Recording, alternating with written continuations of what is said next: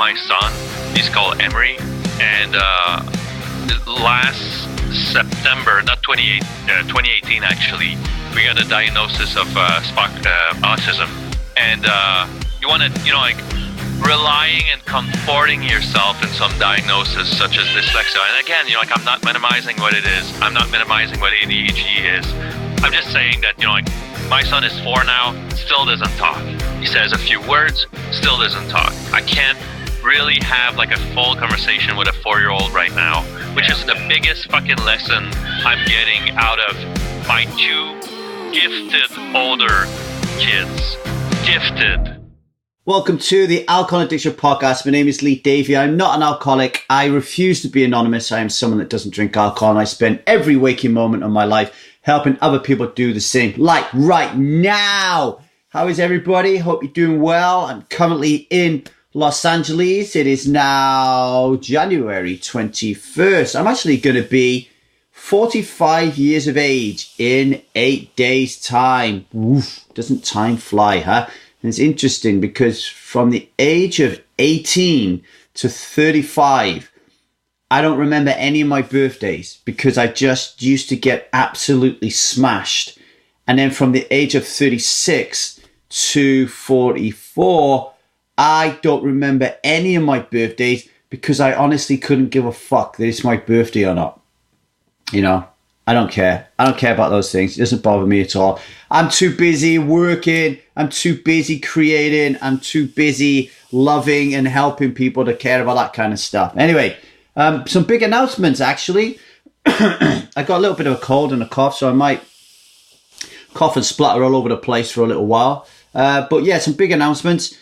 We are going to be changing our brand. We're going to be changing our message. We're going to be changing our direction. It's not a massive sweep in terms of our philosophy. It's not really a move away from our philosophy at all, but it's just more of a branding message, just to like really see if we can carve out a little niche for ourselves in this great big mad world of sobriety out there. So we're going to rebrand. Instead of being the truth about alcohol, we're going to be called 1000 Days Sober, the truth about alcohol. Okay. Now, why is that? When I first stopped drinking alcohol about a decade ago, it was a very lonely space. There was not a lot of people out there that well, certainly not as many people as is today. Or maybe my awareness wasn't great, or I don't know. But I felt really alone when I stopped drinking. I read Alan Carr's Easy Way to Control Alcohol. And then after that, there was nothing for me. Like, there was no support group. There was no help on trying to figure it out. You know, there was no next steps. I always remember Alan Carr's book said, the worst thing you can do is if you stop drinking is to change your social scene. You know, so he was saying to me, now you stop drinking, you should still go to the pub with your friends. No, Alan, that is not the good advice. Not because I would have had a drink, because I wouldn't have, but because it's so fucking boring, right? So, you know, you don't want to go back to the pub with your mates after you start drinking alcohol. It's the last place you want to be, okay? Anyway, that aside. So, I've always been interested in the longer game here. You know, when you look at metrics on how successful XYZ brand is on helping somebody to be someone who doesn't drink alcohol, I'm more interested in long term, right? So I'm not interested in helping people who want to drink moderately, okay? I'm not interested in helping people who want to control their drinking, and I'm not interested in people who want to drink mindfully. That's not my game. That's not my ballpark. That's not my planet. I don't hang around in those areas. I don't talk about those things, right? I am here for people who are so fucked off with drinking alcohol that they never want to touch it ever, ever, ever again, okay? And not only do they never want to touch alcohol, but they really want to understand why they were drinking in the first place. What happened to that bubbly, loving little child stroke teenager who put that mask on and then didn't take it off for another 20, 30 years.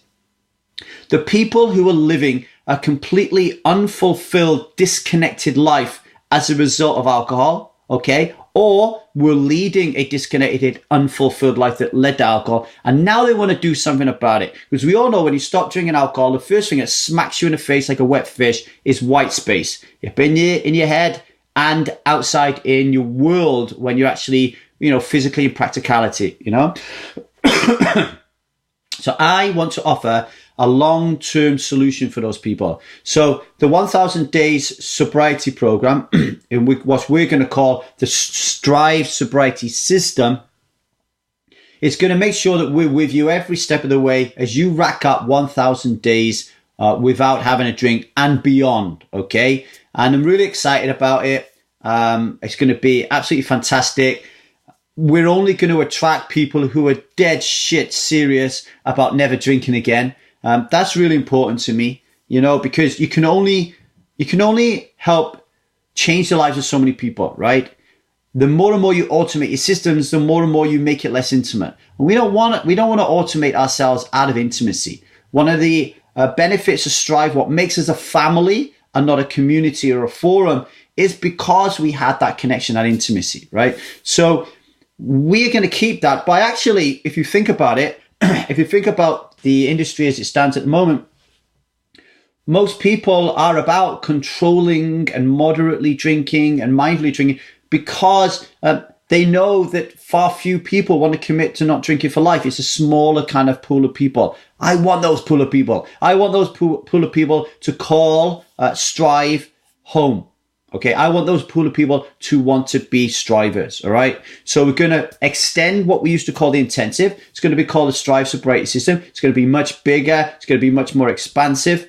We're going to break it down into different sections. So there's going to be a big section there for people who are not quite sure whether or not they are ready yet to be someone who doesn't drink alcohol. So we're going to help them to make a decision. And then when they do make that decision, then they can come into the heart of the Strive Sobriety System, learn the truth about alcohol. Why did you drink? Why do you find it so difficult to stop? Raise awareness of that truth internally and externally. Internally, so you can change the belief systems around alcohol and look at your belief around alcohol from a different perspective. And externally, because we're not alcoholics and refuse to be anonymous, by being a role model and showing our children that they have a different choice, that they don't have to drink alcohol. They can look at us as real cool, right? And then freedom. Once you become someone who doesn't drink alcohol, you become a striver, then it's time to live our freedom, to be free from the shackles of alcoholism that led to us having this unfulfilled life. And this is where we help you build rockets and go to Mars. My rocket, when I stopped drinking alcohol, was to earn $45,000 through poker. Mars was the poker industry. That's what I shot for. That's what I worked on. And I had tremendous fun challenging myself to create this wonderful, amazing goal. And we want to help people do the same things. You want to be a writer, you want to be a painter, you want to be a musician, you want to be a professional poker, whatever it is you want to do. There's no reason why you should limit yourself to the life you currently have. So that's what Strive is all about. It's all about personal continuous improvement for life. Okay, so we're going to be 1000 days sober, Strive Sobriety System. The website has changed, so the truthaboutalcohol.co.uk doesn't exist anymore. It's 1000dayssober.com. Instagram will be 1000 days sober. YouTube will be 1000 days sober. We can figure out how to work the fucking thing. Just bear with me on that because it's so complicated. I'm losing my own ass, right? What else? The Alcohol Addiction Podcast will stay as the Alcohol Addiction Podcast because I love you all and I'm afraid I'll lose some of you if I mess around with technology. So I'm going to leave it as the Alcohol Addiction Podcast, okay? So if you've got any questions whatsoever on 1000 Days Sober, if you want to know how to get involved, you want to learn anything else about it, then just send me an email at truthaboutalcohol@gmail.com. Right, before my voice blasts into a different sphere, sorry, I've got a cold. I'm going to introduce you to my guest. So my guest is Alexandra Leclerc. And Alex is a 44-year-old professional working as a sales executive in a global IT company, just beginning podcaster, and has been sober for nearly 15 years. He learned his IT skills by himself as his drug and alcohol addiction interfered with his academic path. He is a father of 3 fabulous kids and the husband of a wonderful wife.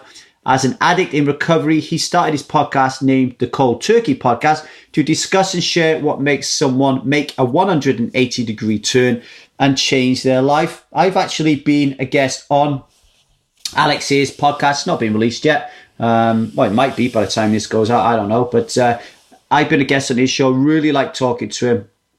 On this episode, we actually talk about the difficulties in giving up drinking, going through a divorce as a man, and being in the all too familiar position of losing your children and having to be a part-time dad whilst giving up drinking, and your ex-wife telling your kids that you're the biggest fucking prick, worst dad in the world ever.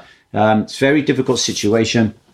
And that's what me and Alex talk about. So everybody should listen to it. If you're a father, if you're not, everybody should listen to it. You get so much out of this. Okay. So without further ado, I'll shut the hell up, go cough somewhere else, and leave you in the capable hands of Alexander Leclerc. Welcome to the Alcohol Addiction Podcast, Alex Leclerc. I actually took French when I was in school for 2 years, I think. So did you? Yeah. Yeah, I can count to 10 in French. I can actually probably count to 30 in French, and I can say Leah D. Oh no, I was just going to say Welsh. Then. How do you say my name is Lee again in French? Comment t'appelles tu is what's your name, right? Oui. Oui. How do you say my name is Lee in French? Mon nom est Lee. Mon nom est Lee. J'habite au Pays de Galles. Aha. Actually, I need to change that because I obviously don't live there anymore. How do you say homeless in French? Je suis sans domicile fixe ou je suis sans abri? Sans abri would be like homeless. I can't do that. That's stretching my French capabilities too much. Welcome to the show. You're not from France, are you? From Montreal. Montreal. And just so people who don't know, Montreal has a huge French influence, right? Absolutely. Actually, Quebec, the province of Quebec is mostly French. I would say that, like when you're in the metropolitan area, so Montreal, people tend to be more bilingual. But as you ride further out of the metropolitan areas, you're going to have a hard time just speaking English, even though, like everyone, makes it easier for tourists, but it's mostly French. So how do you identify yourself? Do you identify yourself as Canadian, as French Canadian, or French? Oh my God! There's such a funny movie which is only in French, unfortunately, but there's a reason for it, which called Elvis Gratton. Anyways, like people that that are familiar with that movie will laugh out loud right now. But the guy is on the plane trying to describe how does he identify himself, and it becomes kind of almost like a tirade of just endless of, I think I'm a Canadian, French, and whatever, but I'm mostly French Canadian, the identity of people living in Quebec is very particular to the rest of the country. So yeah, French Canadian would probably be the best assessment of it. But most of the people living in Quebec are Quebecers or whatever to call it. But I don't. Translation is a bit weird. But the fact that Quebec throughout history has tried to be their own country, and there's something to that effect of patriotism or whatever you call it. There's but French Canadian. I'm gonna ask you a random question. You ready for it? Yep. So basically I got 1, 2, 3, 4. I got 5 like different categories. So it's like family, money, career, relationships, and sex. So I'm gonna run it random, then you choose one. If you don't want to answer it, just say pass and we'll get another one, right? There's a question mark on this dice as well. So I've got a pack of question mark cards. You ready? Perfect. Family. So look, family. Alex, what do you hate most about your children? It's. I would say that probably what I hate the most is the fact that you recognize so much of yourself in them. It's probably not like a shocking answer to that question, but the fact that you're confronted with some of your own behavior makes it super confronting. that's mostly it, like it's really the facing your own, and it sometimes it takes a while, like it's like, damn, like how come he's like that and this or that or whatever, and realize about like that's probably called wisdom, but like after a while, and the shorter the better, you realize that, oh shit, I'm that myself, like I'm I'm to blame. Exactly, I am to blame. And but it's I'm going through a painful patch right now with my with my elder. So the 22 and the 18, it's a tough patch right now. My oldest son is actually a full-blown addict right now. He did about 3 months clean last year. He called me January 1st, actually December 31st, telling me that he was getting in therapy. He's relapsed since. It makes our relation super, super difficult. And we used to be almost like Siamese brothers, like, so that guy was that motherfucker, Yeah. was really like a brother to me. And it's super painful right now seeing him like angry, resentful, about stuff that like I can't do nothing about. Like I actually quit using US 7. Like so the like blaming some of the post-traumatic disorder of that, or like even the separation with their mom is something that like there's not much I can do about it. And like so that's painful. Like seeing that, and there's obviously like a dichotomy between like what their mom says and what I say, and like so it's tough. Like I rebuild my life since, and so that's like that's tough. Like there's something about this that like it's this Christmas season was this holiday season was a particular one going through, because like my son doesn't talk to me much anymore. My daughter is kind of stuck in between and chose that other side, which made it tough for me to continue conversation. And then like it's still your kids, like so you get a call and they would ask you for your right arm to save their lives, and you would cut it off, no question asked. So it's that paradox is a tough one, because you get angry. And at the same time, it's such a painful process, like so yeah. I mean, like that.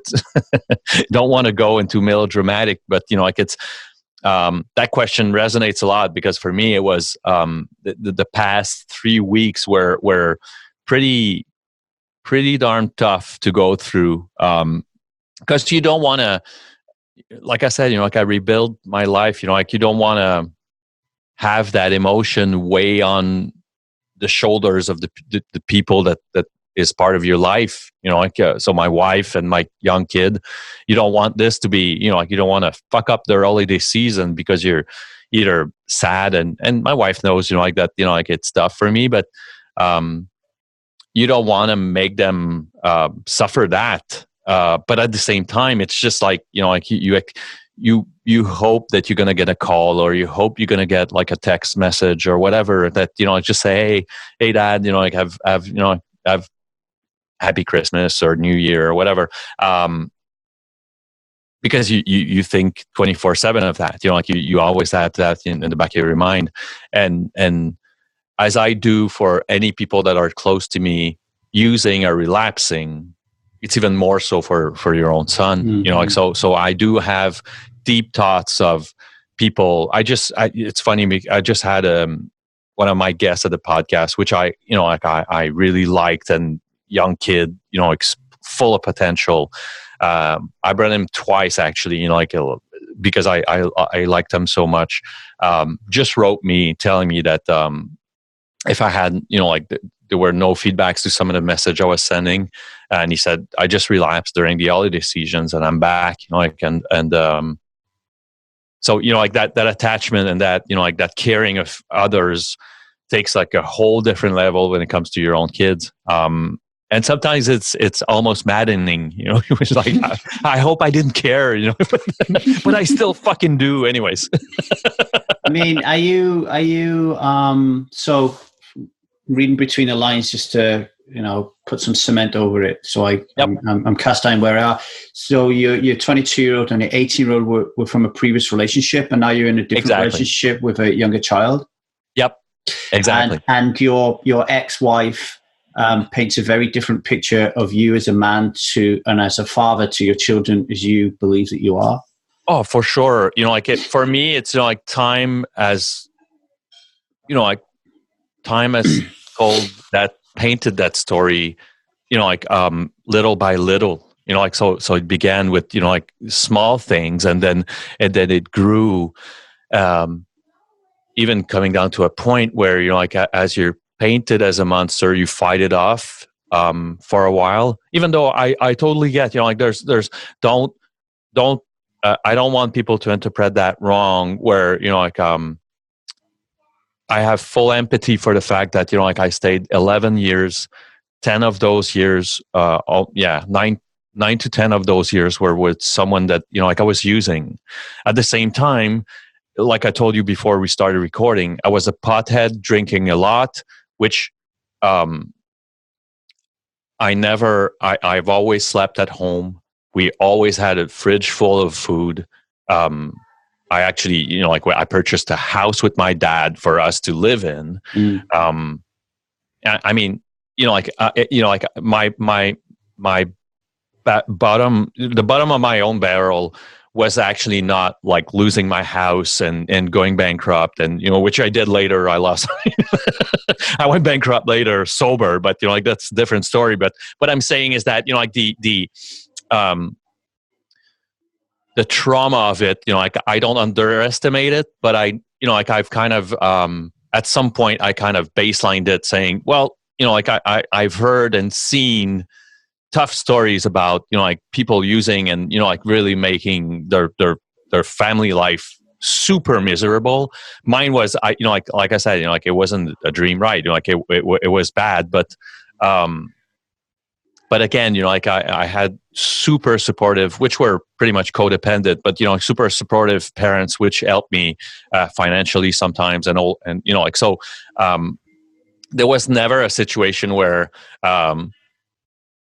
we couldn't feed our children or ourselves, where we couldn't pay the mortgage. There weren't any of those situations. So where much later I'm depicted as the absent father, and the almost like a monster addict, making everyone's life miserable. It's and that's you nourish and you kind of feed self-doubt for a while, and then as you acquire, call it wisdom, call it whatever, I guess accumulate time and build your own network of people telling you, oh, you're not that asshole, and my wife actually, my wife now had to tell me all the time, the reason I'm, when we first met, she never planned on having kids.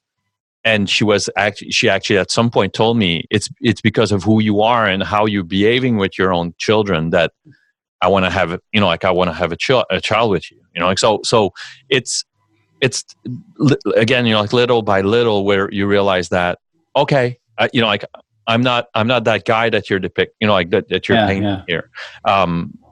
But it, there's always self-doubt where, you question, oh, really? Am I that guy? Or did I do that? And it's not, because there's no, there's no timeline, there's no like events that you're referring to. It's just like a state of things. It's just like bleh.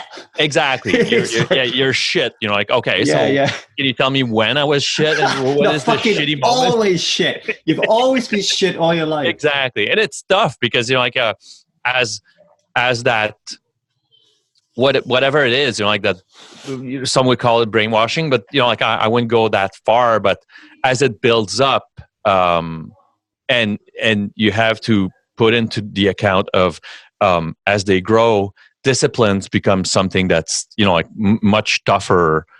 Rigor and discipline. It's something that you either go firm and rigorous, or you just let it go. I decided to go option A, which was like, okay, you know what my frame of, like the kind of code of living, like amongst others is, here it is, like, so I'm not going to be super flexible about this, like that's, like clean your room and, like the usual shit, like nothing out of this world.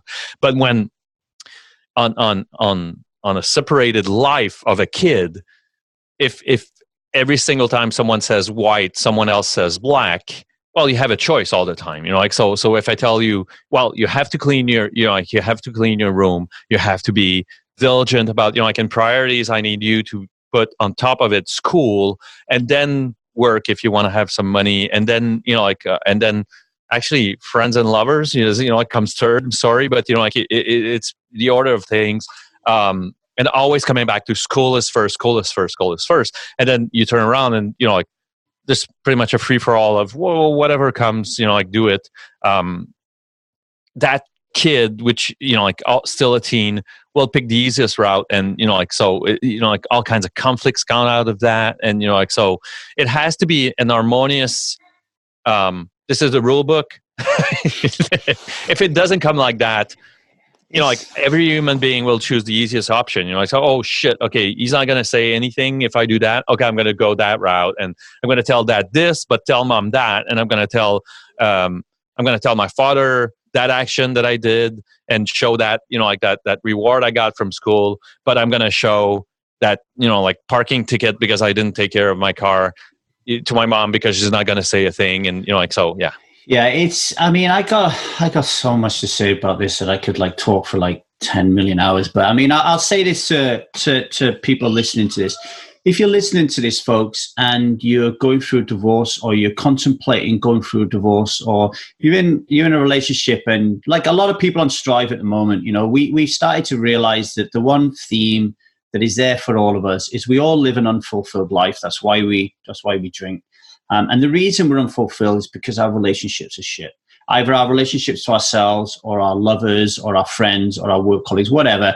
We just have shit relationships, and it just makes us feel really fucking miserable, right? Yep. So you could be there now listening to this, folks, and you'd be thinking to yourself, I don't really like the guy I spend my bed with, like, I sleep with. I don't like my woman I sleep with, whatever. And you might be contemplating, and you've got kids, and you're thinking about all these sunk costs, and I can't leave because I've got all these kids. Like, let me just tell you this, right? Please, please, please, please, please, when you decide to split up, if that is the right thing you do, right? One of the most bravest, courageous things that you could do, which very few of you will, is to have counseling together to go through that system, right? That is like super important, and something that I never even dreamed of doing. Probably Alex didn't as well. We'll talk to him about that in a minute.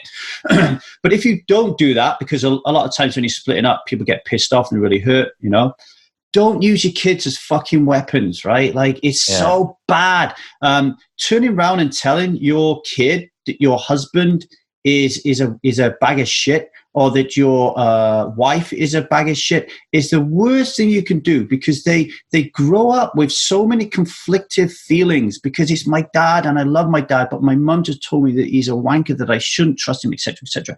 But I love my mom, like, who do I trust? And your kid ends up on a therapy couch, right? And then your kid ends up in this place blaming Alex, when Alex's wife is like stirred up so much shit and caused so much problems herself. But then Alex probably, obviously I've been through this as well. Like, Alex is probably not going to turn around and say to his kids, well, do you know what? Let me tell you about how much of a cock your wife is, right? He's not going to do that because he has some humility. So then, like, it just becomes a horrendous mess for the child, because us as adults, look, we're a little bit older, we can handle that shit, but our teenagers are going through so much stuff as it is without us clobbering, like, our relationships onto them. So please, like, don't use your kids as weapons.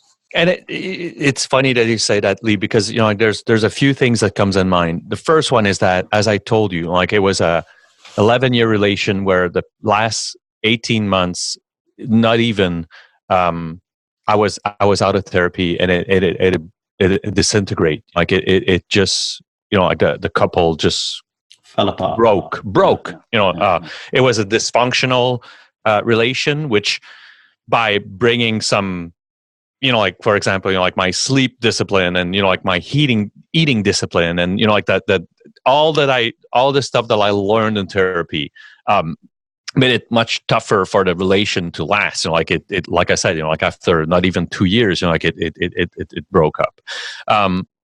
The second thing is that we tried counseling, and I'm sharing my own story because I may not be the only one with that. But you know, like we tried counseling, but in the meantime, I learned that my ex was actually sleeping with one of my oldest friend for a few months, if not a few years back. So between two counseling meetings, I learned that investigating like a fucking maniac, just calling friends and trying to figure out what was wrong because I knew something was wrong. I had a feeling that something was wrong. And finally someone spilled the beans and said, well, you know, like you're naming pretty much every friend of yours except that brother of yours, you know, like that guy. I was like, that can't be, you know, like that, it can't be him. And, you know, like, so finally, you know, like I got the, you know, like the admission. So it messed up a bit of the counseling, the good intention of trying to do counseling. You know, I called my sponsor. He actually told me, you know, like to just keep calm, calling back the people that, you know, like were involved, you know, like, so the guy and my ex and just telling them that, you know, and leave it at that. You know, like you don't want, you know, like he was actually telling me not to destroy more family that family were destroyed already. You know, like so not spilling the bean to, you know, like that guy's wife and, you know, like making this like a fucking bomb in everyone's life. Much later, you know, like by working this and, you know, like going through like actually forgiveness and all that, you know, like it was a tough process. It took me about 2 years to go through that. We eventually tried.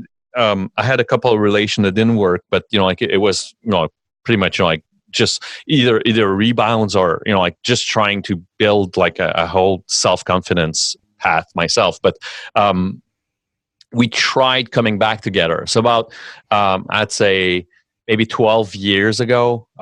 So it was like 4 or 5, maybe 4 years. Yeah, something like that. You know, like 3-4 years after we broke up, we tried coming back together. And, you know, like it was me, the cleaning was done. You know, like I had gone through all the cleaning and, you know, like just, I had no grudge, no, you know, like nothing. But one thing for sure that I wanted is that we clean this, you know, like we tried as much as possible to just clean the wound and get it over with. And, you know, like tell me the old story. You know, like I'm a big boy. I can digest this. Let's go through that. And she wouldn't, you know, like she was like, no, this is the past. Let's try to build in the future and so on. And it lasted something like, I think it lasted like 10 months because, you know, like all the old patterns came back, you know, like, so the, mostly some of the emotional, play, you know, like, so you told me that. Oh, sorry, I didn't. Well, you're hurting me. Oh, well, I'm sorry. Oh, but you're still hurting me. And I used to, in the past, just feel bad about it and do whatever I could to, quote unquote, repair that. You know, like, so it was kind of an emotional bargaining and, you know, I kind of, you know, like all kinds of, you know, ways to make me feel like shit. And I would recuperate by doing, you know, as I became more stable or more confident in who I was, as we tried patching things back up, that didn't work anymore. You know, like, so you're feeling me, I feel bad. Well, I'm sorry you feel bad. And so once, twice, and 3 times. And then we had each our own apartment. And I would say, well, I've been sorry 4 times now. You know, like, so if you're not happy and you're, you know, like you're not feeling good here, I may suggest that, you know, like you go to your place, just think about it. And, you know, like you come back tomorrow and like I said, you know, like for about 10 months, like it was just like tough to try to, you know, like relearn how to, and it didn't work, you know, like, so, and after that, you know, like it was, it's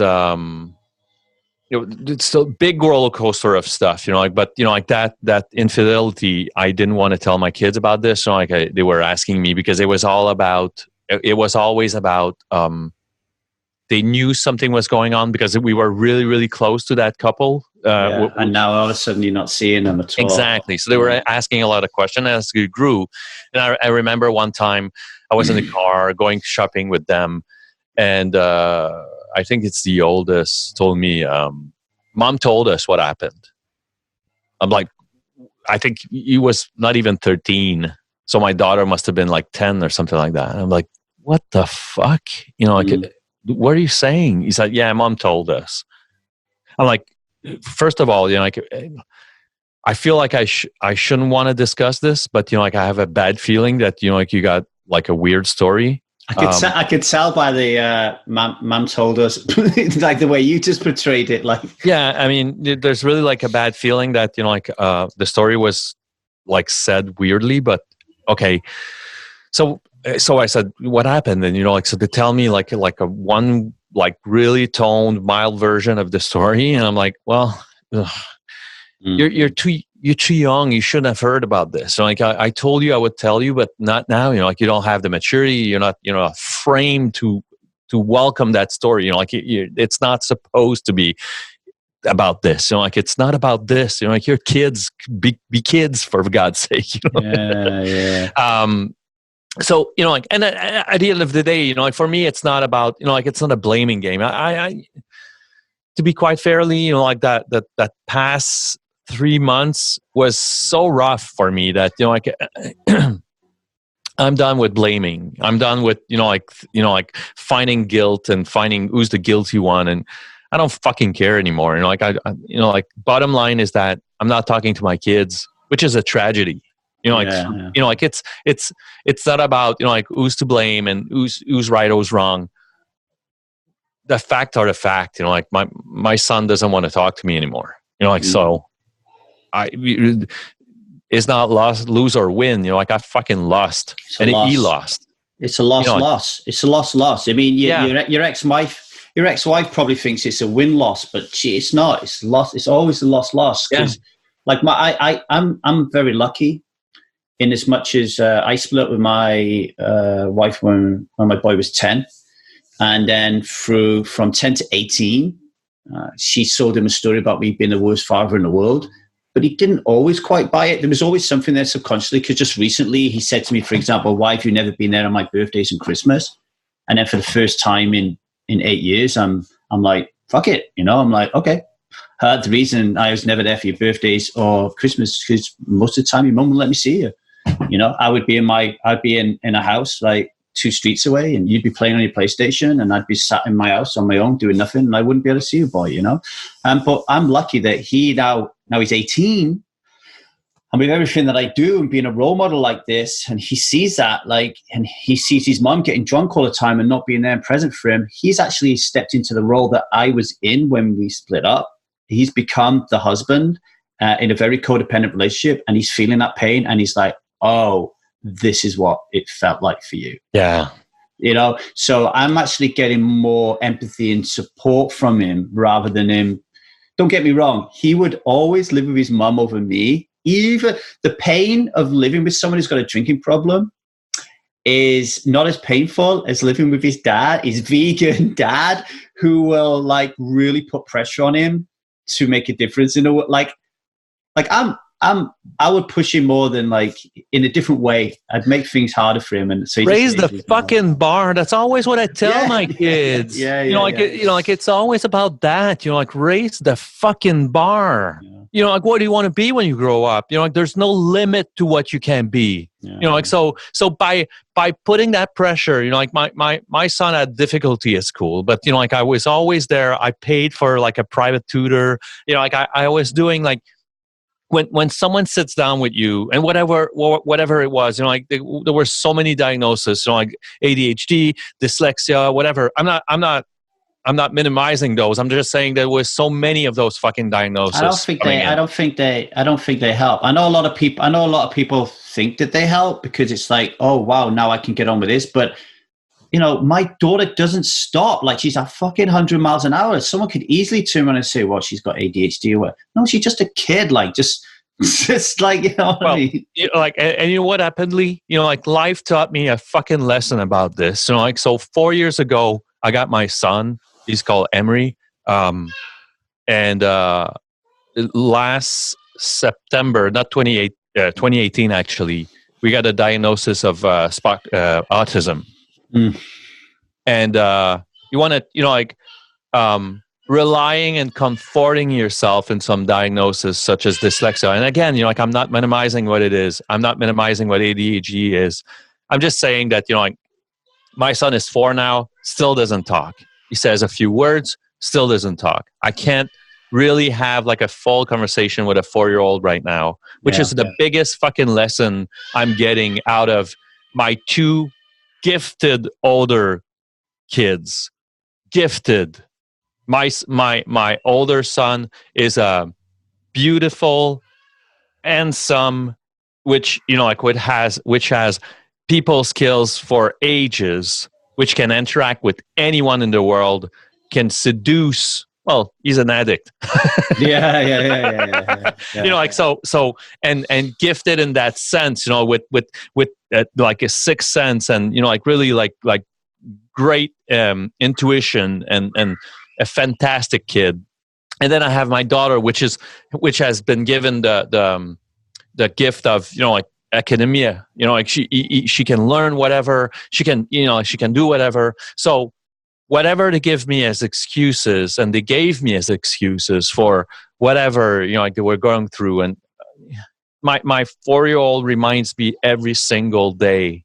There's very little, if none, excuses for any one of us that were given the gift of very little to overcome. Because right now, in 2019 and 2020, we're reading books a lot about autism and all, and it's all about neurodiversity and accepting that. Oh, I love that.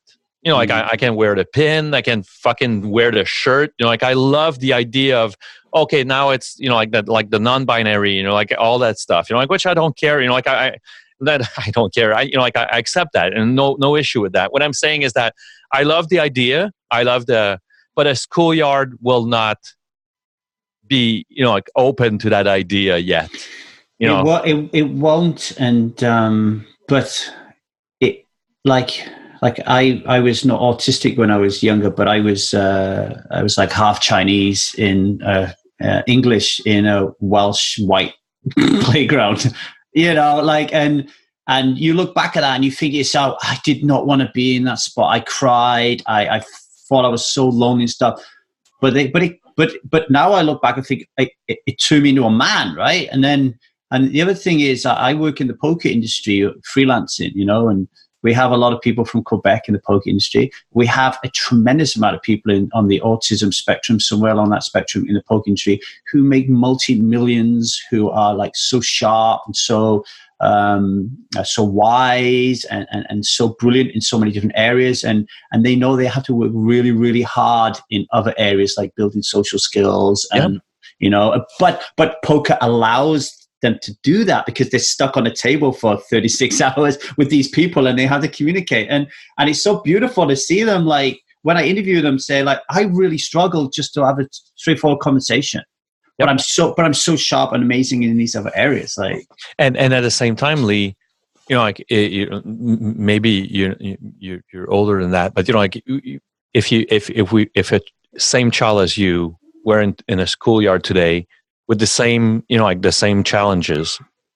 We're reading books right now telling us about, accepting the diversity and, I get it. I'm all on for that. What I'm saying is that, after reading the book, the first thing that comes in mind was like, okay, well, I get it. I can accept the neurodiversity and I can accept the difference, but is it going to be in a regular school? Is it going to be, where my older kids, I didn't have those questions at all. So my son, there's kind of a ticking timer going on of his first sentence because, school starts in a year or maybe 2 years now. He's 4, but, he's late in the year. So, he may be able to start school like a year later. But there's like that ticking timer of, will he talk? Because I see all the potential you described, super intelligent, brilliant kid, you know, like with all kinds of, you know, like the way he behaves, and, you know, like he understands, like right now he doesn't say necessarily a full sentence, but he gibberish the melody of sentences. So, you know, like, how are you doing? You know, like, you know, like, so you know that he's asking for, hey, bonjour, which is, you know, like, good day, you know, like, so he says bonjour, you know, like, so he knows like the songs of words, and he knows the songs of sentences. So I have a brilliant kid, but it, you know, like, to come back to, you know, like the older ones, and to the discipline, and to your kid, you know, like, it's all about, you know, like, I've always asked for a bit more, you know, like, is, you know, like, so my daughter will come with, you know, like, awesome grades and say, you know, are you proud? I'm saying, I'm super proud. But it's so challenging, because I like, in one aspect, you want them to be self-sufficient, autonomous, make their own decisions, and then the other side of it, you really want to help them along and to learn from your mistakes and stuff. And the lesson I've learned with my boy is to take my foot off the gas a little bit, and then just trust him. Let him know that I trust him. So I'll give an example. He said to me, he was terrible. He left school at 18, and he was terrible at getting a job. Like, he just wouldn't pull his finger out of his ass and get a job. And then eventually I'm saying to him, why don't you just apply for 5 jobs a day? And he's like, well, there's no 5 jobs out there. I'm saying, yeah, there is. I could find 5 jobs now. And so I reel off 5 jobs off the internet, right? And he's like, no, but I don't want those jobs. Like, I want a specific job that, like, I want an apprenticeship at a top firm. I'm like, yeah, but you have to start from somewhere. Not me, Dad. I'm not starting at McDonald's. I'm not starting at Starbucks. This is what I want. So in the end, I'm just like, okay. And then I'm like, to myself, I'm like, this kid don't know what he's doing. Like, but he's got the comfort of his mom. He's not paying much rent. He's got roof over his head, food. He's got all these Maslow things covered. So in one respect, I'm kind of like, okay, you know, he doesn't want for anything. And then he lands an apprenticeship in a real top firm. Wow. Right. So I then say to myself, this kid has something about him. You know, this kid has something about him. He stuck by his guns, and I just said to him, you know, I'm really proud that your decision, the way you went about it, wasn't like the norm, and you stuck with your guns while everyone. Can you imagine? Me and his mom were like, get off your fucking ass and get a job. Like, you're lazy. Like, giving him that feeling that he's lazy, and he's like, no, I wanted the right job. And so, but it's so challenging to be a parent. I got a question for you. As you're going through this maelstrom of like absolute fucking shit hitting the fan left, right, and center, and I know how it feels because I've been through exactly the same thing where I split with my wife. My boy went to live with her. She wouldn't let me see him. She said that I was a terrible father, and then I fell in love with somebody else. And that whole dynamic of being with someone else and having this other family is fucking horrific. It's horrific for a man, and it's not talked about enough because the kids 99% of the time go with a mum, and the dads are told that they're bad parents, etc., and they can't even fucking see their kids or raise them or anything. Here's one for you. So every time you have your kid, you've only got them for like a day, and then you're trying to be a dad, and then your kid's like, I just want to have fun. And then, like, what do you do? But anyway, how did you not drink through all that? Like, how did you? I've got people on Strive who suffer from similar things, and they drink. You know, why? How did you not drink? What happened? It's. I think I think my coming. If we relate to steps, I think my first steps. I knew about alcohol and drugs that, you know, like, I couldn't fucking do it. You know, like, it would just make matter worse. But so when you say steps, you so the way that you stopped drinking was Alcoholics Anonymous, was it? Yep. I mean, I went to therapy, which was 12-step based. Yeah. Right. So first step, which is like really, you know, like the admission that you're powerless over drugs and alcohol. I think that I pretty much, was, it digested and, pretty much assimilated that, I couldn't touch that back, so, but to be quite transparent with you, it doesn't mean that I didn't overspend my money. I told you earlier that, I eventually went bankrupt, Yeah. So, as I was seeing them, only a weekend on two, for example, it was Disney World at home. What do you want to do, guys? You want to go kart? You want to, this or that? So it was Disney World, and yeah, I would do like backflips just to. I had purchased my house really far from where my ex decided to move. So, just to see them was a lot of road, was a lot of traffic, a lot of, it was troubling, but, I was willing to, but the taste of alcohol, I had a tremendous, it's almost touching, but, I had a tremendous, an incredible support group of friends around me. Right. There was like a hotline of about five contacts, which I could call anytime to cry, scream, swear, fucking spit how much I hated the situation. And there's another thing. I got a friend that, that split, 4 or 5 years ago, and I actually told him, don't fall into that bottomless pit thinking that you're going to bounce back. There's no bottom to that pit. You can't go to the bottom and say, okay, I'm going to just give myself a swing from down there and pull back up. There's no bottom. If you let yourself go down, you're just going to, you're going to die there. But, at some point I figured, because, you get, there's no tears, so much you fucking cry, you miss them and you miss your child, and you're just like, fuck, I'm not gonna survive this. You become like breathless, you choke on it, and at some point I realized that, okay, if I let myself go down, there's no bottom to it. I will just go either nuts or die or whatever. And it was an important lesson of, those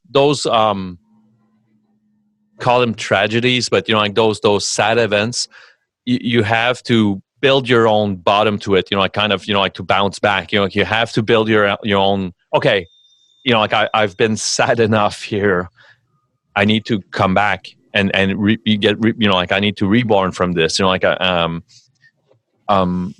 Was this happening consciously for you as you working on this, or did it happen unconsciously, like having all this shit thrown at you and the nightmare that comes with being a divorce and only seeing your kids every now and then, and that pain and that sadness and that anger? Like, does Alex just deal with that, and then 10 years down the line when someone's asking you a question, you have to piece together how he dealt with it? Or was you really struggling and you're like, I need help and I need to figure out how to make myself happy here in the midst of all of this sadness? So like I said, my house was pretty much almost like an hour drive from where my ex decided to move. And that house was actually like in a new suburb area where there wasn't much noise and much sound, and, not even kids playing around. And, so for almost like, all month, except for 4 days, which I had my kids, so 27, 26 days a month. So fucking annoying. I would park my car and it would be like just dead silence. So if I didn't open my TV and turn on my TV, it would be just like, and so I felt the carpet slip under my feet. I knew, so I would park my car, get in the house and literally just fucking lose my mind. It's a horrific feeling, isn't it? Because all your life, even before you get married, all your life you've probably lived with people and had that noise. And people often, when it comes to relationships, very often it's not like I remember being in Disneyland with my kid. For me, when my boy came around to see me and he would leave and that silence returned, I would put my head in his pillow and fucking sniff it, and I would cry. I'm getting upset now thinking about it, and I would cry. And then there's someone calling me a bad fucking father because I'm not with my kid. I would fucking give everything for him to be with me, but for him to be with me, I have to break his mother's heart, right? Yeah. So you have to choose to break your own heart, and people don't understand this. They think I would drop him off on Sundays around dinner time, and my hour drive from that place to my place was an hour full on crying and trying to find someone on the phone of that, of that list to cry with, just to say how much I miss them. And so to answer your question, did I do that conscious? I knew for a fact that, I needed to bounce back from this.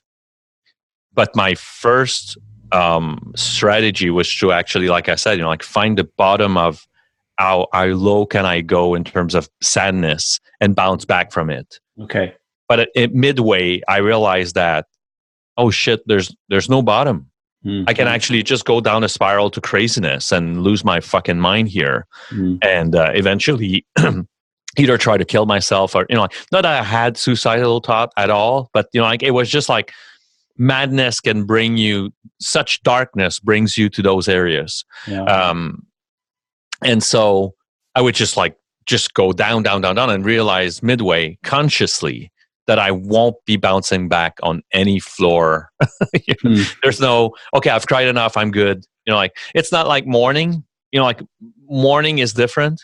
I lost my sister a few years ago. You cry it and, you're sad about it. And then there's like a reconstruction, but it's, well, sure, you provoke a bit of it, but there's a process that times resolves, but not because every single 2 weeks you see them again and the cycle starts again. So it's different than losing a close losing family, for example. They say it's worse. They say they say it's worse because especially break up with kids, because the ex-wife is still there. She exists, and you have to have a relationship with her as much as you don't get on because you've got children. And I remember my cousin, a really good friend of mine, and he got divorced, and he's never seen his ex-wife ever. Like that is so much easier to deal with, right? Like he never seen her, and he just ends up and gets remarried. Like it's not the case with a lot of people when they got kids. They have to keep in contact, and at the same time, you've got a new relationship with a new person. Like, what are you doing on the phone to your ex for? What are you talking about? Why are you hiding your calls? Why are you going outside to call? Why can't you call in front of me? Why did you buy your son this? Why haven't you bought your daughter this? And it's just fucking. It just goes on and on and on. It made matter worse. It even made matter worse because it was they found someone else to blame. For as they grew, I've been with my wife for 11 years now. So they were 7 and my son was 11. But as they grew, they would blame her for the discipline, and they would blame her for, oh, it's her fault. That's because of her that you're like that now. Where, well, not really. For sure, she helped me realize that, like that I described the Disney World where, on weekend on 2, and she would say on Friday, well, after a while, do you realize that, from Friday to Saturday 12, you need to deal with bringing a bit of discipline back in their lives. And, life is just a fucking hell until 12 at around lunchtime on Saturday, where you lose a bit of patience and you get your kid back. Kind of, where your kid kind of, oh yeah, it's dad's, it's dad's territory here, and they're back, and when she was living even further from where my kids were, and I convinced her for us to buy a house, almost like a few hundred feet from my ex, and coincidence that we found the house that close, but we actually decided to move. I convinced her to move back in that region, to get closer to the kids. And so within months, they asked for, kind of split caring, you know, like, so 1 week. Spend more time with it. Yeah. And again, you know, like it became, it made matter even worse. Which at some point you kind of regret doing it, because, you know, like it made it that the mom was just like, you know, like she couldn't fucking, you know, like endure that. You know, like she couldn't even bear the idea of losing her kids like a week on two. And so she would like draw, like just write little notes in their bags, you know, saying, okay, if anything's happened, just call me. You know, like I'm going to be there in your dreams to protect you. But protect you from what? I don't know. But, you know, like it was always like all kinds of subliminal shit being dispersed all over. And so when they would, you know, like walk, because I would tell them, you know, like, you need to walk to school. You know, like it's a few blocks from here. You need to walk to school. It's part of, you know, growing. You know, like you walk to school, but she would hide and pick him up and drive them to school. You know, like, so, and then she would drive to school on lunchtime to go have lunch with them. So she would bring him to McDonald's and Tim Hortons and whatever, you know, like whatever. And you know, so, so after a few months, it started with my daughter saying, okay, I'm going to be, I want to go back to mom's. And then my son eventually did the same. And then we decided to get married, my wife and I. Actually, we got married. I asked her to marry me, and my kids were there. It was important for me for my kids to be there. So they kind of got involved in the, you know, like the little scenario I made, you know, like to ask my wife. And then eventually we decided that we would get married in Cuba. And so we sent the invite. We got about 20 something people, 22 people. And I absolutely want my kids there. And so my son decides that he want to come, and my daughter wants to, but, you know, like she gets told that she could be kidnapped in Cuba, and she gets told that she could be bitten or eaten by sharks. Remember, that's about 10 years ago. So she, you know, my daughter is like 7, 8, you know. Yeah. And so she comes back with all these hypotheses of, you know, like if you know, I could be, is it true that I could be kidnapped there? You know, like, is it true that I could be eaten by sharks? You know, like, I'm like, the fuck, you know, like, what is that? You know? And eventually just my son came. But even that was like a painful thing where I remember one night, I was just asking to get like the release form for me to travel with my son signed. And you know, like we had gone through hell just get the documents signed for passport, up to, you know, like to obtain the passport. And then it was the release form for me to travel with my son. And I remember one night I was having dinner with my wife in a little restaurant like close to home, and my son calls me and said, well, I've asked mom again to get the documents signed, and she just threw me out the house. I'm shoeless. It's raining. I'm you know, like, and he was just panicking, you know, like, and so I tell my wife, okay, pause on the dinner. You know, I'm going to be back. Pick up my son, and I tell him, you know, like I look him square in the eyes and say, okay, this is the last time. You know, like there's nothing else she can do except this. You know, like you know, like there's nothing else. You know, if you stand your ground and getting that document signed, you're going to be okay. You know, like he's panicking. You know, he's just like freaking out, like dad. You know, like mom I said, well, you're gonna come home. You know, like that's it. You know, like you got a home here. You know, like so you're gonna come home if it's too bad. But I'm telling you, like you know, like it can't go worse than that. So sure enough, you know, like she calls. I think she calls his cell. You know, like so he picks up the phone. Okay, I'll be back, mom, and then goes back home, gets the document signed, and then everything. You know, like. She kind of let it go, you know, like saying, okay, you're going to go to Cuba to go to your dad's wedding. But it was often that kind of shit going on where, you know, like it would make life, everyone's life just tough, you know, like, and again, you know, like you mentioned earlier that, you know, like it's important for parents. We all lose control, you know, like by hearing stuff, you know, like at some point, like, you know, like you said that, you know, like you finally told your son, well, for God's sake, I wasn't there because I wasn't invited and I couldn't go, you know. Yeah. It was pretty much, you know, like kind of the same situation at some point. You know, like it was like, well, if yeah, and actually the last conversation I had with my daughter, which was just before Christmas, was actually around that. I said, well, you're 18 now. Yeah. You know, like all I'm asking, and I told my son the same thing, you know, like just try to write the story back. Just try to write the fact back. Just that's all I'm asking. You know, like if I'm in the wrong here, I'm okay with that. You know, like I can, you know, like I can repent myself from it. You know, like I can ask, you know, to, you know, like I can be sorry for stuff that happened. But from my perspective now, you know, like please go back and write the story. You know, like clear your mind and try to write the story back with facts, not what I told you or what your mom told you.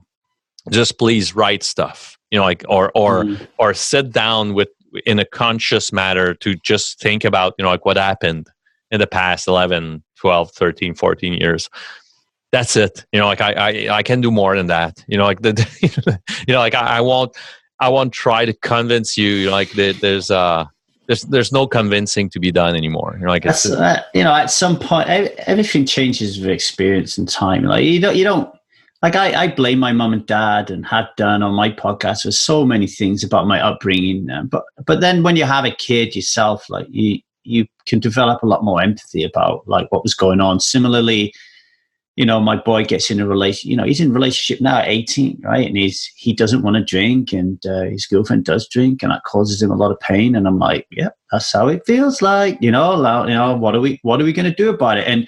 And you know, he'll. Like just recently, like terrible phone call where, you know, he really doesn't want to drink alcohol, and everybody around him's drinking, and they're all turning, you know, they all turn into dickheads when they've had a drink. And he said, "What am I going to do?" And I said, "Well, you've got to create boundaries, and you've got to explain what these boundaries are to these people you love. You've got to explain to them what the consequences are.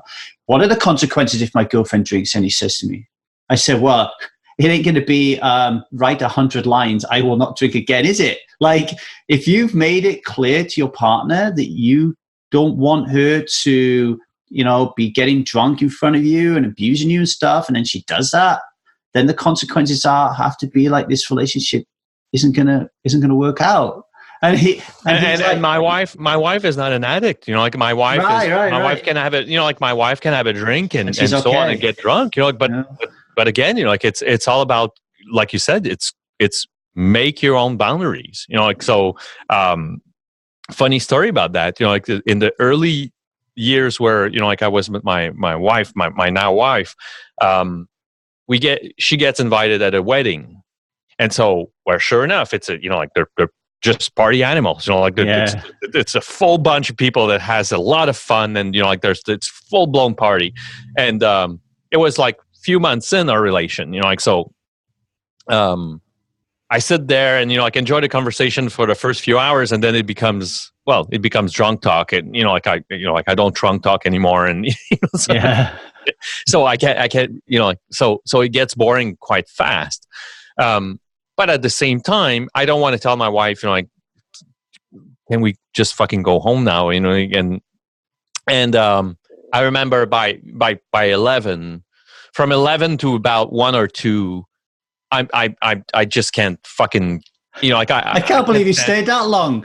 Yeah, I can't stand it, but she can't see it. You know, like she's never been with someone that, you know, like is sober, and she's just having a blast. She's dancing the hell out of it, you know, like her high heels, and and at some point she looks at me. She's all sweaty and she's having fun. She was with her, you know, like oldest friends, you know, like so. She's like, "So you want to go home?" I'm like, "Well, yeah, you know, I think it's time." And so we get in the car, and she's just super tired, and she looks at me. It's like, "What's wrong?" It's like, "Well, you know, like 2 hours ago, I would have gone home." You know, like so. Yeah. She's like, "Just fucking tell me." Yeah. You know, like you talk about boundaries. Well, boundaries is that. Boundaries is. You probably feel guilty, right? Exactly. And she was like, you know, like at 11, I had enough dancing and drinking in me. I could have gone home and it was okay. Yeah. You know, like my part, you know, like you gotta learn. It's almost like you gotta learn to trust her, that when she says it's okay to go, she's not doing it because of you. She's doing it because she loves you and she's happy to do it. I do the same thing with Liza now. Like my wife on Sunday, I had so much work to do, and she said, well, don't come to church with us all, right? I'm not religious, but I've been going to church with them recently, right? Just to get involved with the family. She said, don't come to church then, just stay at home and work.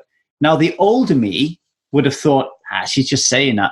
She's just saying that out of annoyance.